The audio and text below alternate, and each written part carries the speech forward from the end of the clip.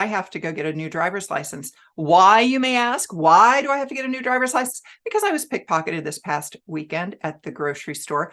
All my credit cards, debit cards, passport, driver's license, P.O. box key, all these different gift cards, restaurant gift cards and stuff like that is now gone. What a pain. And I told my neighbor about the whole story, which I won't bore you with, but she was 2 days later at a different grocery store and a woman was circulating around her cart and didn't have her own cart, didn't have the basket or anything like that. And then she noticed that there were two other women in the store, kind of like at the end cap, and they weren't really having a basket or shopping either, just kind of loitering. So, hey, if you live in Northern Virginia, watch your purse. It's a cold world out there, kids. Grab your coats. I'm going to talk about SuperSilent today. It is an activity section in the silent auction that is sort of disappearing as we move towards 100% online bidding. I'm going to talk you through this and you'll understand it if you've never heard of it before. A couple of weeks ago, I was talking to a client. She's moving completely to online bidding. They are not going to have displays or anything on site. And so because of that, she said, do we still need a SuperSilent section? And I said, no, I don't think you do. Here's what a SuperSilent is. Also called a best of silent auction area. And I prefer that name over SuperSilent for a reason I'll share in a moment.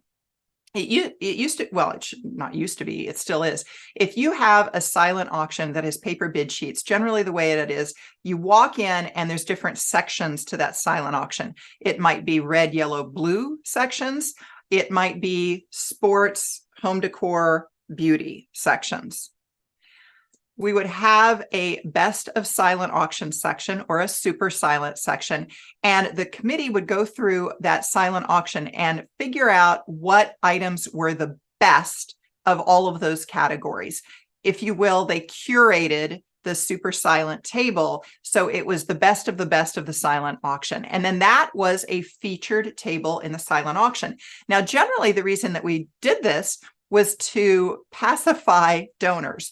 So you may have some donors who come forward and they're donating a pretty expensive item, but it's not really something you want in your live auction. Or maybe it is something that you'd love to have in your live auction, but the fact is that you've got a limited amount of time to sell items in the live auction. So therefore, you've got to limit it and you can't take everything. And some groups just do a great job of procurement and they got a lot of things that any of them could be live, but we can't sell everything in the live auction.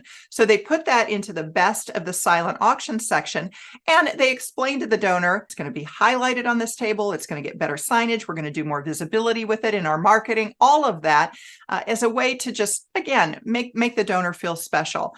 So that is what we would do. And then as we close the silent auction sections, we would generally start with the least expensive items off in the corner. And then we would finish with our best of silent auction table. That was the final section that would close in our silent auction before all the guests would then move on in to the ballroom for the dinner. So that's how it would work in the paper bid sheets when we have displays and so forth. Now let's assume that you are going to do a mobile bidding event. Now, if you still have displays, that's one thing. You could still have a best of the silent auction section. Hold up here. I was beginning to think this felt like a half-assed video because I wasn't showing you photos of an event that had a SuperSilent auction section. So let's start looking at some real photos. This is from a Milwaukee event. I've worked with this school for several years. They do an exceptional job of marketing, both when it comes to their verbiage, their videos, obviously, their displays on site. So this is their silent auction area. Mobile bidding, it's still okay to use, as I mentioned, it's still okay to use a SuperSilent or a best of silent auction section if you're doing mobile bidding, as long as you got displays. So this is the just regular silent auction area. Love the two tiers of the tables. Love the fact that they've got a very large package number that makes it easy for guests to find what they need to bid on. So guests are going to go to their phone, they're going to put in that package number, and that's how they're going to find the item that they want to bid on. See how that differs from the SuperSilent section. So here's a shot from that. These are larger displays. They're in color, way different than the acrylic frames that we just saw. I also like the fact that it says right there at the top, SuperSilent auction items. They're using one of their theme colors, that fuchsia color. Perfect example here of a great item that would be in a SuperSilent. It's a old record player that has been recreated as a gorgeous liquor cabinet. Love that. If we turn to the live auction item, we'll see that these are even larger signage. Love that. They're using now more of the black color as the accent color. Here is an overall shot from the room, silent auction items, and then over behind there, you'll see the comparison in sign difference in size between the live and the super silent. We ended up moving all this live auction items to one side of the gym, and then the super silent was on the other side of the gym. It was the last section that the guests walked by on their way to the dinner. Let's go ahead and turn back to our regularly scheduled program. And if I didn't say it already, I prefer best of the silent auction over super silent because I think that guests understand best of the silent better than super silent. Case in point, this past April, I was working with a school here in Washington, D.C. area, and they had a guest who approached me at the event, and he's trying to find this autographed bat, and he's in the silent auction section, or he's in the sports section on his phone. They have no displays anywhere, no displays.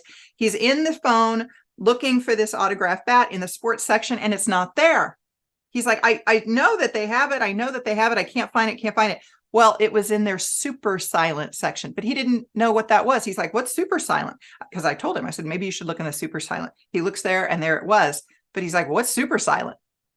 I don't think, particularly when items are being just sold online, that people are going to know what that means. So if you're just moving to a strictly online auction, no displays, better to just go ahead and eliminate the super silent concept.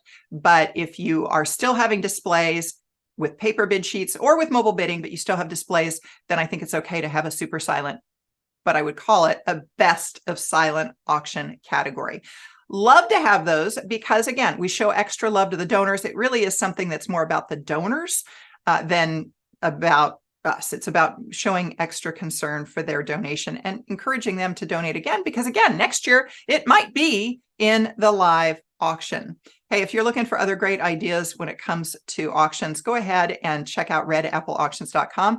My free auction item guide is updated every year. It's got the top 100 items I sell for overvalue in the auctions that I work all across this country every year, and it's a very popular download. And if you think about it and want to subscribe, you can do that too. Meanwhile, I'll see you in the next video. Bye.